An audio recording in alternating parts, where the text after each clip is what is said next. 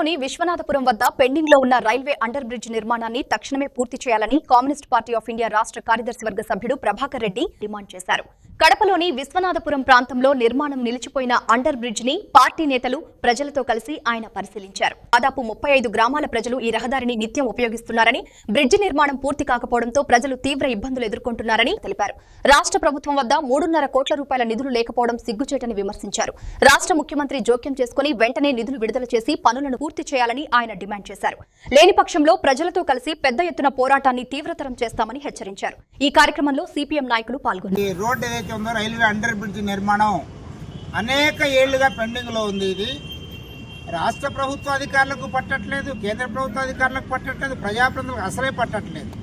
ఈ ప్రాంత ప్రజలు వేల మంది ప్రజలు, సుమారుగా ఒక 35 గ్రామాల ప్రజలకు ఇబ్బందికరంగా ఉంది, ముఖ్యంగా రైతులకు ఇబ్బందికరంగా ఉంది. అట్లే ఈ కాలనీ ప్రజలు ఏదైతున్నారో కమలాపురం నియోజకవర్గంలో కడప మున్సిపల్ కార్పొరేషన్ ఉండే ఈ ప్రజలకు ఇబ్బందికరంగా ఉంది. ఈ బ్రిడ్జి నిర్మాణం కేవలం 3 కోట్ల కన్నా కేటాయిస్తే పూర్తయిపోతుంది. మేము అడుగుతున్నాం సిపిఎం పార్టీగా, ప్రభుత్వం దగ్గర 3 కోట్లు గతి లేవా అని అడుగుతున్నాం. 3 కోట్లు గతి లేకపోతే ఎందుకని కోట్ల దాటే మాటలు చెప్తున్నారు? 2 ఎమ్మెల్యేలు ఉన్నారు, ఏం చేస్తున్నారు? ఓట్లు వేసుకోవడం తప్ప మీకేం వేరే పట్టదని చెప్పేసి అడుగుతున్నాం. అందుకనే ఎమ్మెల్యేలు బాధ్యత తీసుకొని ముఖ్యమంత్రి ఒత్తిడి తీసుకొచ్చి తక్షణమే నిధులు రాబట్టాలి. ఎమ్మెల్యేలది బాధ్యత ఇది.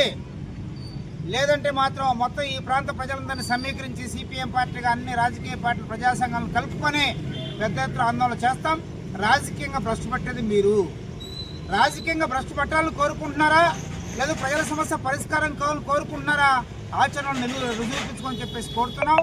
ముఖ్యమంత్రి గారిని కూడా కోరుతున్నాం ప్రత్యేకించి, అయ్యా ముఖ్యమంత్రి గారు, మీరు జోక్యం చేసుకొని 3 కోట్ల నిధులు కేటాయించండి, తక్షణమే ఈ బ్రిడ్జి నిర్మాణం పూర్తి చేయండి. ఈ ప్రాంతం ఇల్లు కోల్పోయే బాధితులు ఉన్నారు, వాళ్ళు సిద్ధంగా ఉన్నారు ఇవ్వనీకి. వచ్చిన నష్టమేంటి, కష్టమేంటి?